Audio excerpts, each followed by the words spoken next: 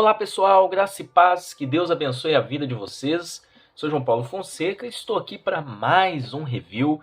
E hoje um review muito aguardado. Fazia tempo que a gente não produzia um review de teologia sistemática. Hoje nós vamos apresentar a Teologia Sistemática Bíblica e Histórica de Robert Culver, uma publicação da Shed, a editora Shed Publicações. Pessoal, pensa numa teologia com muito conteúdo. Olha só a grossura dessa teologia.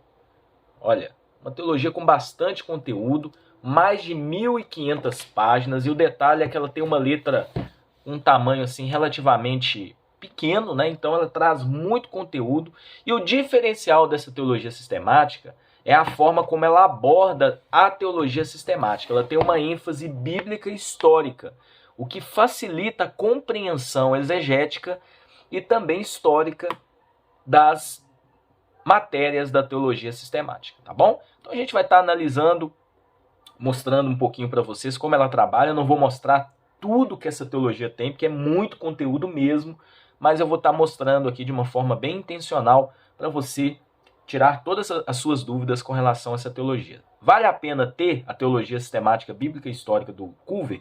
Vale a pena sim. É uma teologia, como eu disse, que tem uma abordagem diferente das demais. Ela foca também na abordagem bíblica e histórica, tá bom? Vou deixar na descrição do vídeo o link, caso vocês queiram adquirir essa teologia. Não é uma teologia sistemática cara, pela quantidade de conteúdo, vale a pena adquirir, vou deixar na descrição, então você pode adquirir através do nosso link, tá bom? Antes da gente entrar no review, se você não é inscrito aqui no nosso canal, se inscreva. Na descrição do vídeo tem todos os nossos canais parceiros. Segue o nosso perfil lá no Instagram, é @canal João Paulo Fonseca, e eu tenho certeza que vocês também serão muito edificados através do conteúdo no nosso Instagram. Bom, vamos lá, vamos deixar de papo, vamos conhecer o conteúdo. Como eu disse para vocês, olha só, material capa dura, uma encadernação muito boa. Então aqui a gente tem inicialmente, né, aquela folha, primeira folha de rosto, em seguida uma segunda folha de rosto. Robert Culver, Teologia Sistemática Bíblica e Histórica. Aqui a gente tem a ficha catalográfica. Essa aqui é a primeira edição de 2012, uma publicação da Shed Publicações.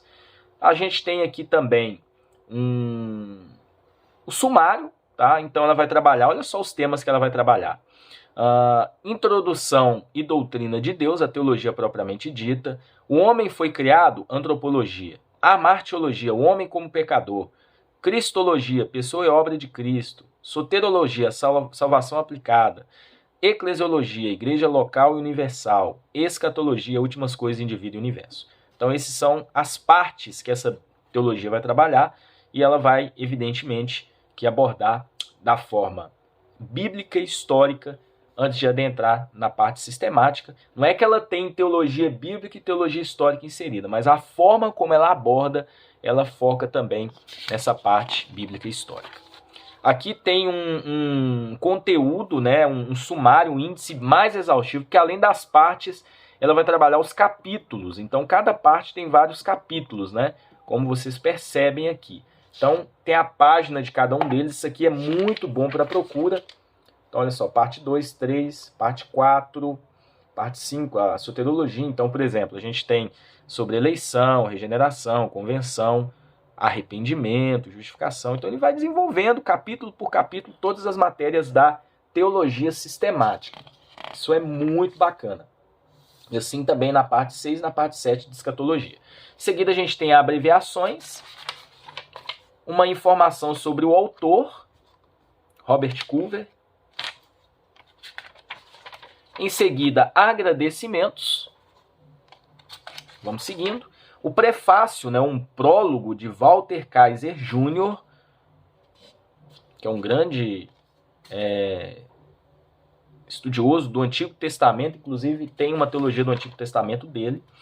O prólogo ao leitor, então aqui a gente tem algumas informações, né? A única fonte de doutrina teológica é a palavra de Deus. O homem o homem diz: Jesus vive de toda palavra que procede da boca de Deus. Na atualidade, muitos depois do término das épocas da revelação, nosso único acesso a essas palavras são as escrituras canônicas, do Antigo e do Novo Testamento, a fonte da nossa teologia. Então aqui a gente já tem uma prova que é uma teologia que não se baseia em filosofia, em coisas do homem, se baseia na Bíblia.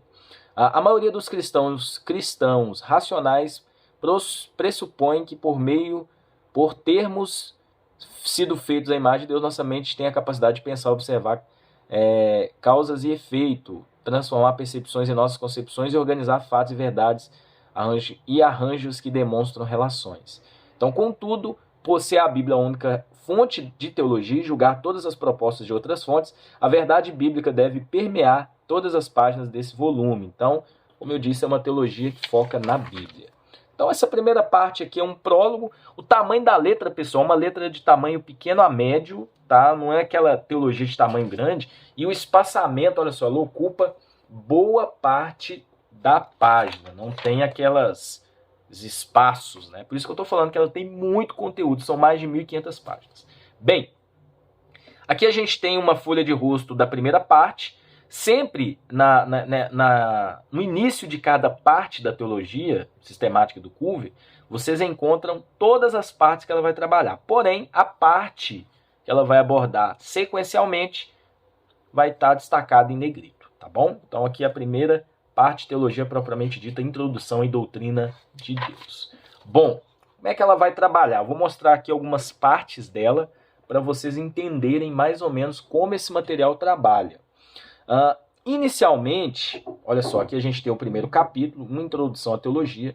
Ele traz uma abordagem explicando o que é que ele vai trabalhar. Então, por exemplo, o que é teologia?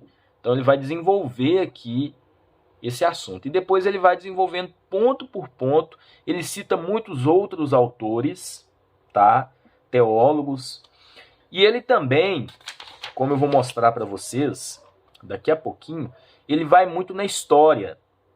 E uma outra coisa interessante que ele faz também é uma exegese de textos, né, ou de termos. Por exemplo, aqui ele trabalha um pouquinho sobre a palavra comunhão no grego, koinonia, e ele vai explicando um pouquinho sobre isso. Então essa primeira parte, que é uma parte introdutória à teologia propriamente dita, ele vai explicar, olha só, o que é teologia sistemática, o que a teologia sistemática é. Então ele vai desenvolvendo o tema. Olha só, ocupa muito bem o espaço da página, né? Vocês percebem que é um material que traz muito conteúdo. Então aqui a gente tem o conteúdo da teologia, abaixo vocês vão encontrar algumas informações, notas, né, do seu próprio argumento, ou também ele coloca aqui a fonte da informação que ele abordou. Isso é muito interessante também, tá bom? Como eu disse para vocês, essa teologia ela é interessante porque ela vai trabalhando capítulo por capítulo, e os capítulos não são tão longos, né? Então, por exemplo, eu já estou aqui no capítulo 12, trabalhando um pouquinho sobre teologia propriamente dita. Então ele vai desenvolver aqui o estudo sobre Deus, né? Então aqui, por exemplo, ele trabalha a bondade divina. E sempre nos capítulos ele coloca um verso bíblico. Como eu disse, é uma teologia sistemática bem bíblica. Ela não foi desenvolvida em pressupostos filosóficos, como muitas teologias sistemáticas que nós temos no mercado. Mas ele foca muito em analisar a Bíblia, o que a Bíblia diz sobre esse assunto, né? Ou esse assunto se localizando na Bíblia. Então, por exemplo, aqui ele vai trabalhar a santidade, Deus é santo, então o caráter de Deus é santo. O testemunho bíblico da santidade dele é muito extenso e encontra basicamente no Antigo Testamento. Em um sentido singular, a santidade é fundamental em cada aspecto da bondade de Deus, portanto, podemos esperar que ela seja realçada nas primeiras passagens da Bíblia. Então isso é muito legal, gente, muito legal mesmo. Então ele vai trabalhando por pontos, olha só, a pessoa de Deus é santa, colocando bastante referências bíblicas. A linguagem não é de difícil entendimento, tá? Isso é muito legal, não é de difícil entendimento. Olha só, justiça, Deus é santo, verdade, Deus é verdadeiro. E ele vai trabalhando dentro da Bíblia, dentro da palavra de Deus, os temas bíblicos. Isso é muito bacana. Fidelidade, Deus é fiel. Então, por exemplo, aqui no capítulo 13, né, ele encerra aqui o capítulo 12, com misericórdia. Como eu disse, ele põe por pontos e vai trabalhando. A trindade da divindade na história bíblica e cristã. Então, quando o assunto requer uma análise histórica também para compreensão, aí ele vai trabalhar a parte histórica. Tá? Então, é mais ou menos dessa forma. Por isso que é uma teologia sistemática, bíblica e histórica. Tá bom? Então, por exemplo, a trindade nas declarações formais antigas. E aí ele vai trabalhando. 375 pastores ou bispos da igreja de toda a cristandade se reuniram em Niceia, não longe a leste de Constantinopla, no que agora é a Turquia asiática, em 325 d.C. O propósito dessa conferência, reunida por Constantino I, imperador do Império Romano, era formular uma declaração clara e resumida do que as Escrituras ensinam sobre a relação do Filho de Deus com o Pai. Então vocês percebem que essa abordagem histórica ela é muito importante. A reforma e a trindade, olha só. Porque os cristãos acreditam na trindade da divindade? Ele vai trabalhando aqui de forma histórica, né? E interessante que ele mostra as heresias que surgiram, né? Ou a linha de pensamento que surgiu nessa época, lá nos primórdios da igreja, com relação à negação da doutrina da trindade. Fé, confissão e proclamação trinitariana explícita antes de Niceia. Isso aqui é uma prova histórica muito importante, porque muitos, né, os unicistas, dizem que a trindade ela é de origem romana, e aqui tem provas e declarações trinitárias antes do concílio de Niceia. Então aqui ele parte, após esse desenvolvimento, a preparação do Antigo Testamento para a revelação de Deus em 3 pessoas. Ele já vai fazendo uma abordagem bíblica dessa matéria da teologia sistemática, a doutrina no Novo Testamento, colocando passagens bíblicas. Ele faz exegese de palavras, né? Ele vai no original. Então, muito interessante. Olha só, capítulos bem curtinhos para a gente entender e compreender todas as partes, todas as matérias da teologia sistemática. O capítulo 14 é a trindade da divindade. Perguntas, expressões históricas, ilustrações, valores, distinções, precauções. Gente, eu percebi que essa teologia, ela, tipo assim, eu acabei esbarrando aqui no suporte, essa teologia, ela tem um diferencial que eu não vi assim em outras teologias, porque ela tende a ser bem exaustiva em todas as matérias. Por isso que ela tem muito conteúdo, né? Então essa parte da trindade aqui, por exemplo, eu achei assim bem forte a forma como ele abordou, porque ele desenvolve, ele caminha dentro da matéria, né? Não deixando assim nada passar desapercebido. Então, muito interessante isso. O capítulo 16 vai trabalhar a questão da predestinação ou decreto de Deus, o plano eterno de Deus para os céus e a terra. Então, ele vai desenvolver a parte de predestinação aqui na parte da teologia propriamente dita, na primeira parte. Tá? O autor, Robert Culver, ele é calvinista, mas ele é um calvinista bem moderado. Tá? Inclusive, ele trata outras linhas de pensamento fora do calvinismo, com um certo respeito, com uma honestidade. Eu gostei muito. Tá? Eu, como um arminiano, eu me agradei muito da forma como ele abordou esses assuntos polêmicos, né?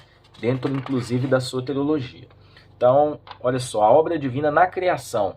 Então, olha só, dentro de um capítulo 22, né? Trabalhando um pouquinho o problema do mal, teodiceia, o ateísmo de protesto e a estrutura da teologia bartiana.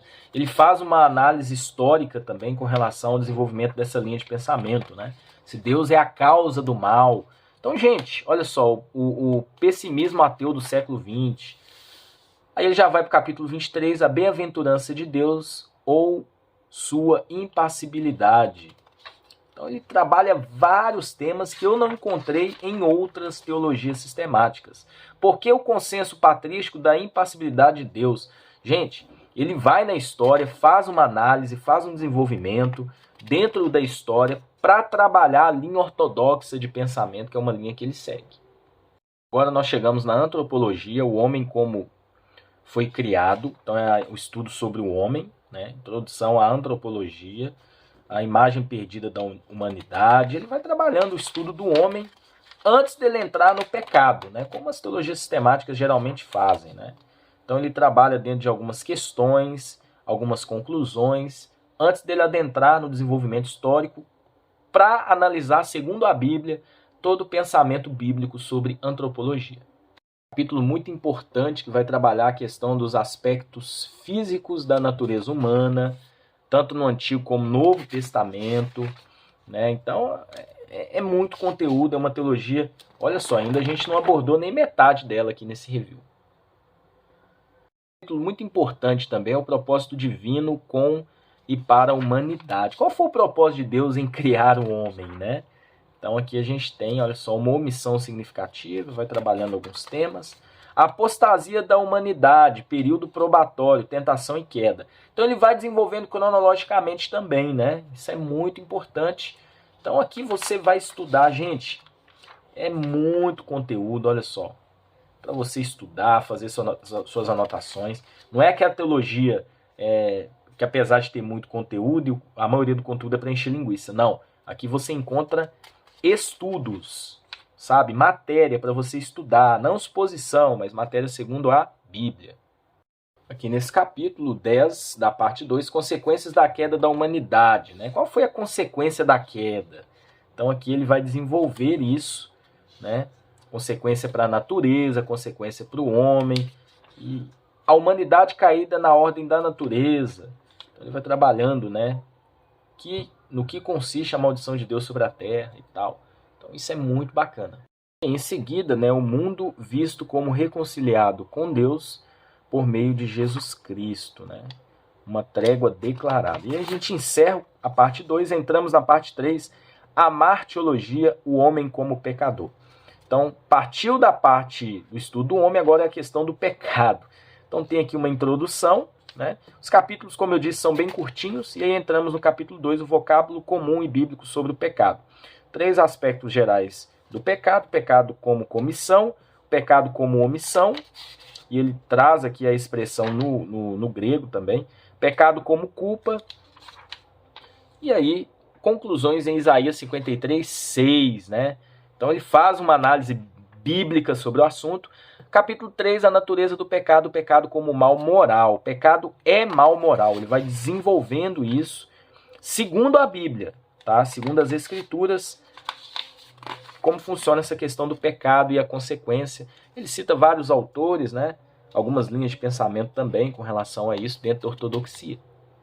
Como eu disse para vocês, ele traz uma ênfase histórica, né? Por exemplo, pecado e pecados na tradição escolástica. Ele cita Tomás de Aquino, ele cita Agostinho, e aí ele vai trabalhando e desenvolvendo antes de chegar na linha de pensamento que nós temos. Capítulo de número 8 da parte 3 é muito importante, porque ele vai trabalhar as teorias da imputação do pecado. Então ele cita a teoria pelagiana, a teoria semi-pelagiana, e ele cita o arminianismo. Então ele vai desenvolvendo, por exemplo, que a lógica é inescapável. Se o ser humano está espiritualmente morto, então Deus, para salvá-lo, precisa encontrá-lo, escolhê-lo e tanto iluminá-lo espiritualmente para dar a ele vontade de fazê-lo. Então ele vai desenvolvendo. Nesse caso, a regeneração é um monergismo, a ação exclusiva de Deus, segue a fé, a salvação pela graça significa salvação inteiramente pela graça. O princípio da fé, tão somente por poder divino, é tão somente por escolha, pela graça. E ele vai trabalhando, e aí desenvolve. Os wesleyanos e os arminianos tendem a minimizar a incapacidade total, e aí vai trabalhando aqui. Lógico que ele é um autor calvinista, ele vai defender a linha calvinista, mas ele mostra a linha de pensamento arminiana e a reação de Armínio, né? Ele faz uma análise histórica contra o hipercalvinismo. Então isso é muito importante, muito interessante dentro dessa parte aqui da amartiologia. Inclusive lá naquela parte que a gente acabou de ver, ele vai trabalhar como o arminianismo vê essa questão da depravação total, e as linhas, né, como o semi-pelagianismo e o pelagianismo, que não crê na depravação total. Ele finaliza aqui mostrando um pouquinho sobre a consequência do pecado, antes de entrar na parte 4, Cristologia, pessoa e obra de Cristo. Aqui ele vai trabalhar a cristologia, o estudo sobre Cristo. Da mesma maneira, ele vai mostrar, ele cita vários teólogos, né? Ele cita algumas linhas de pensamento que não são ortodoxas, filosóficas, etc., sobre Cristo, mas ele sempre vai focar na visão bíblica, que é a visão que ele tem. Então, a preexistência de Cristo, antes dele entrar na encarnação, ele prova biblicamente sobre isso, ele mostra textos bíblicos sobre essa preexistência, atividade, tudo que aconteceu, antes de adentrar nos atributos, né, e os nomes de Cristo, e aí ele vai trabalhando sobre isso também. Muito importante, capítulo 8 da parte 4. E o interessante, pessoal, eu esqueci de mostrar para vocês, sempre quando vocês estão em um determinado capítulo, aqui na parte superior do lado direito, né, ou, né, deixa eu mostrar aqui do lado esquerdo. Do lado esquerdo tem teologia sistemática, mas sempre na parte superior do lado direito, na folha do lado direito, vocês encontram a parte, o número do capítulo e, aliás, a parte, né, o caso 4, Cristologia, e o número do capítulo que está sendo abordado, tá bom? Então aqui é a encarnação do Filho de Deus. Gente, é muito conteúdo bacana para vocês estarem estudando. Aqui, ó, o significado da morte de Cristo, expiação mediante a satisfação vicária. Gente, tem coisas nessa teologia que eu só encontrei aqui, tá? Assim, de uma forma bem desenvolvida, tanto focando na parte histórica, no desenvolvimento histórico, como também na parte bíblica. Ela associa as duas coisas e faz dela uma teologia única mesmo. Então, é interessante demais. Aqui a gente chega no alcance da expiação, propiciação, como o assunto se tornou um problema espinhoso, né? Então ele vai trabalhar aqui a questão da expiação particular, está ligada à eleição, que é a linha que ele segue, e aí ele mostra aqui também a visão da expiação ilimitada dentro do arminianismo, desafio arminiano.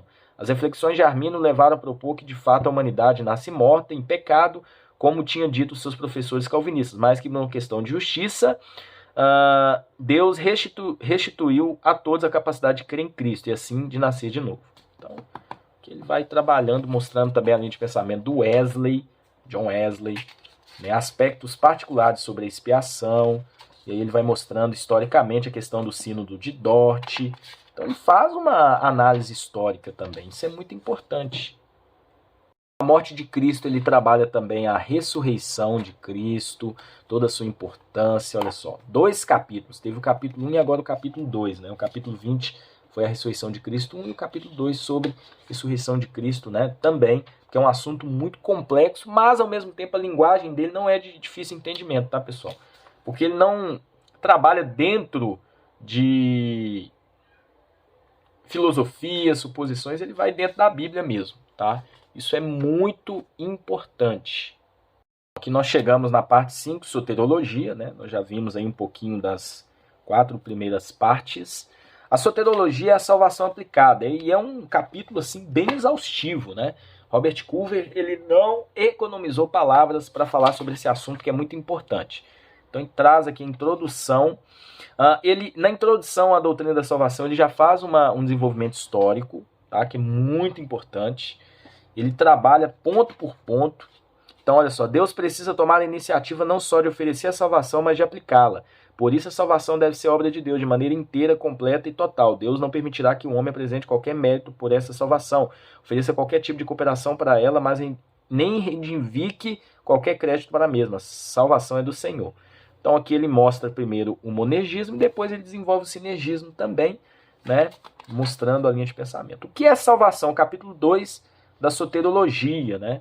Então ele mostra por pontos, pessoal, olha só, que ele vai trabalhando palavras e conceitos importantes na linguagem original da Bíblia. Como eu disse para vocês, ele tem uma ênfase bem exegética, ele vai muito no original para desenvolver a sua linha de pensamento. Então aqui ele trabalha, por exemplo, primeiro ponto, libertar, compadecer-se, resgatar, ser preciso, né, viver, salvar. Então ele vai trabalhando todos os termos do original, né?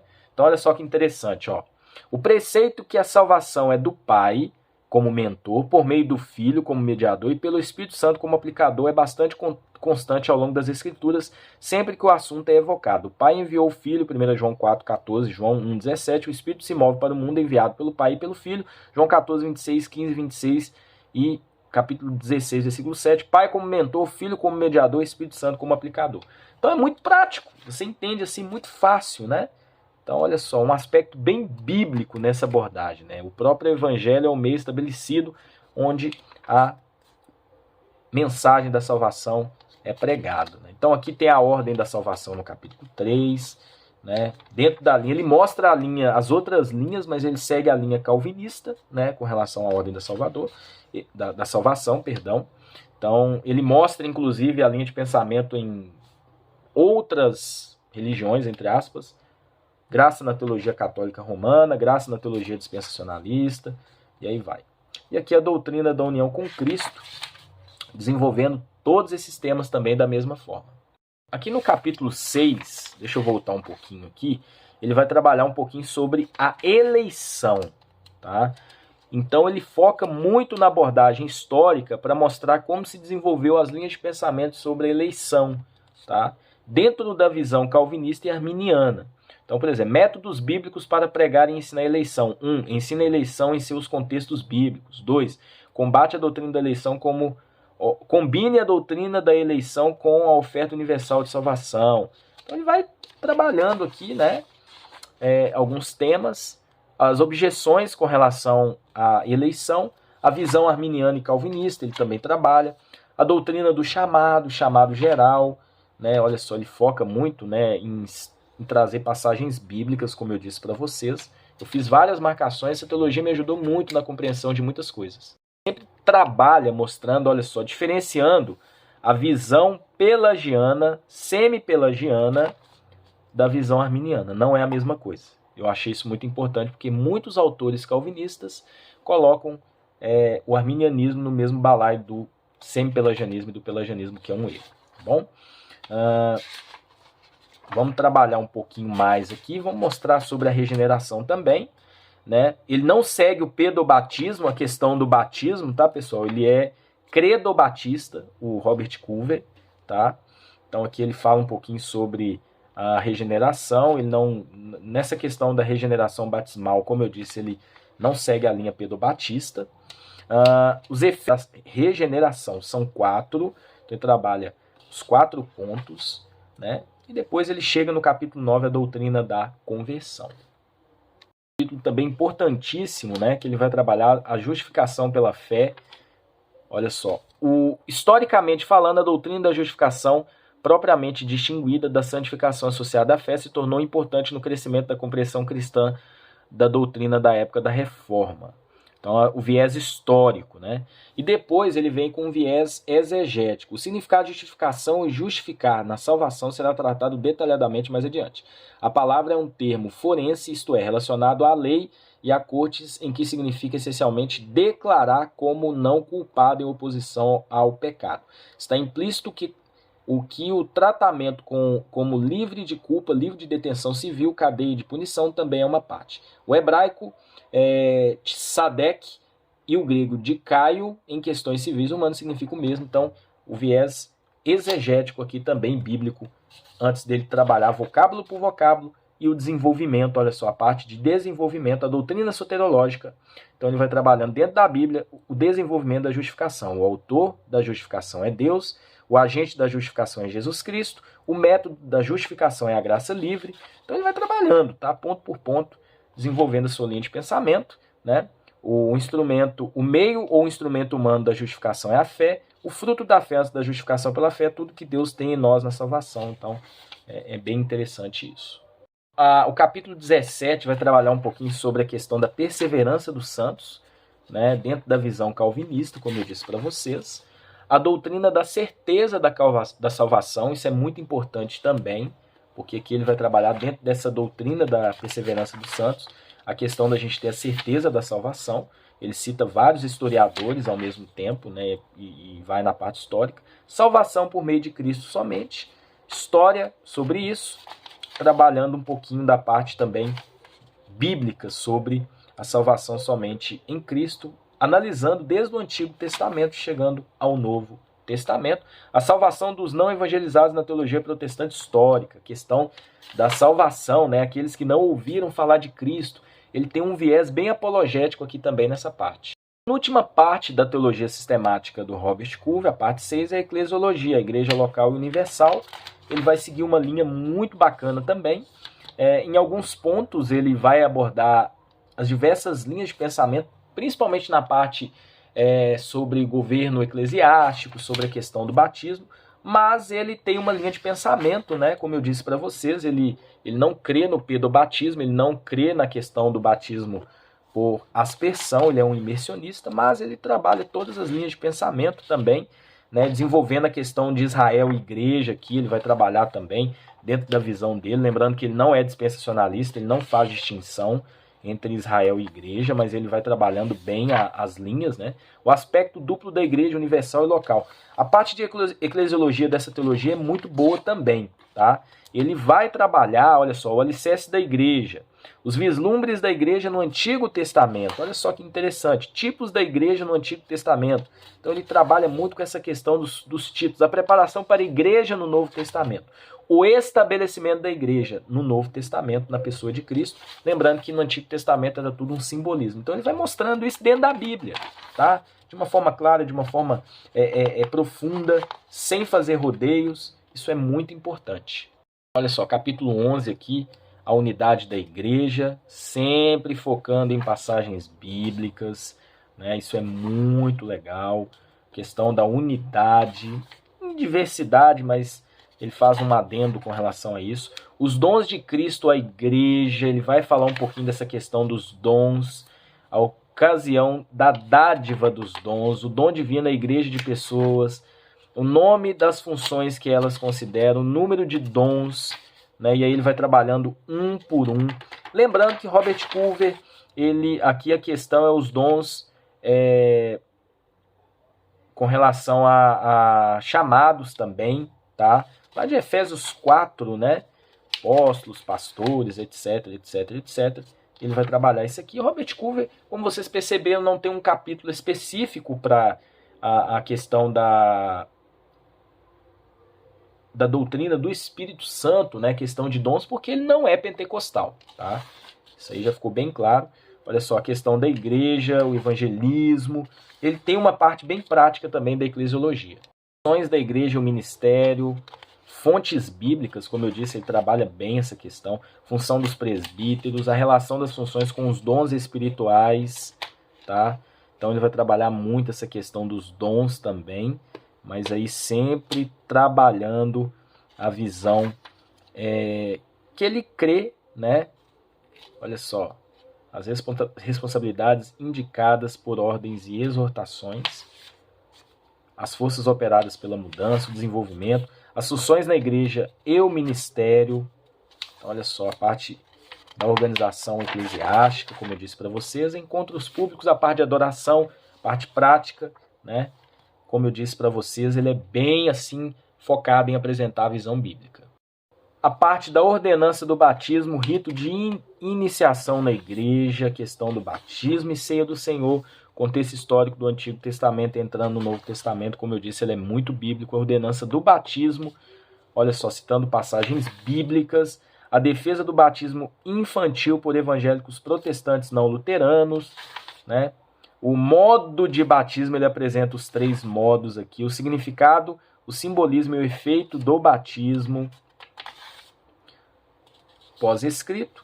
Então, concluo por certo pesar que em breve tratamento acerca dos candidatos ao batismo e o modo de ministrar. Obras denominacionais de teologia sistemática geralmente dão grande importância a essas questões. Em gerações passadas, grandes debates públicos acerca do batismo e do modo de batismo eram frequentados por multidões. Muitos desses debates eram gravados por um estenógrafo e publicados. Esses livros ainda hoje estão guardados nas estantes no fundo da igreja e das bibliotecas.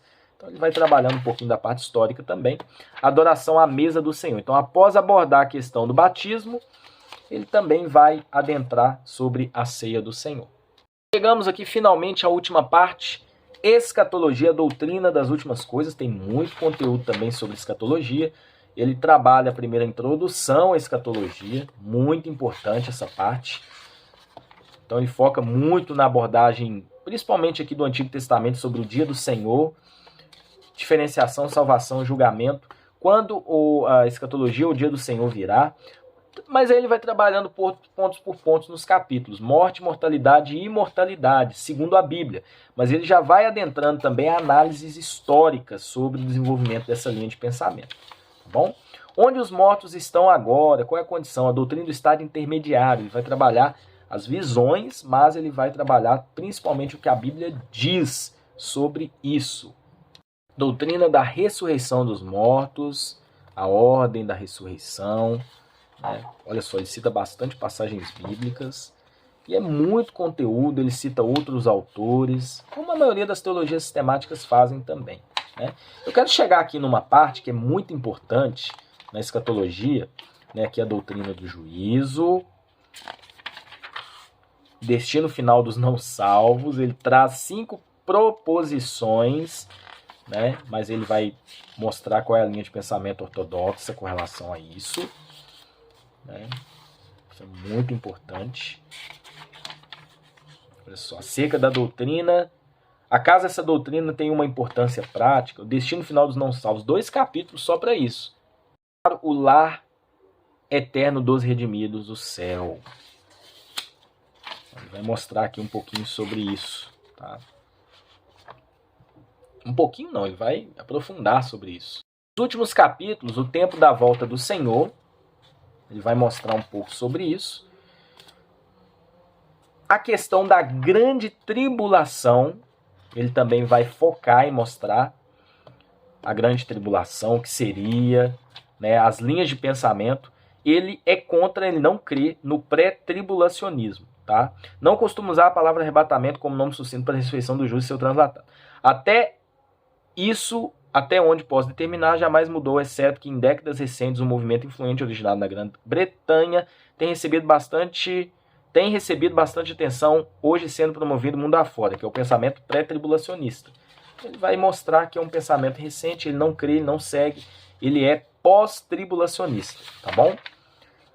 Então ele vai mostrar aqui, e aí ele vai falar, finalizando, sobre os 1000 anos de Apocalipse. Gente, a análise dele aqui é bem histórica também. Ele mostra os 1000 anos segundo Agostinho, os 1000 anos na perspectiva pré, pós e amilenista. Então, perspectivas pós-milenistas sobre o milênio, século 17 e 18, e aplicação século 19 e 20. As perspectivas amilenistas, ele explica que a perspectiva milenista atual ela é modificada com relação à perspectiva de Agostinho, tá? Ele fala um pouco sobre o preterismo, e aí ele trabalha a visão pré-milenista, que é a visão que ele vai seguir, mas ele não se posiciona muito bem, tá?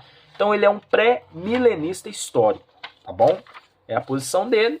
Aqui tem a parte final, e depois a gente tem uma bibliografia de tudo aquilo que é citado e de obras relevantes para a gente estar estudando também e nos aprofundando ainda mais nessa maravilhosa e exaustiva teologia sistemática de Robert Culver. Bíblica Histórica, Shed Publicações, é a nossa apresentação de hoje. Espero que vocês tenham gostado do review, que Deus abençoe e até um próximo vídeo, se Deus assim permitir.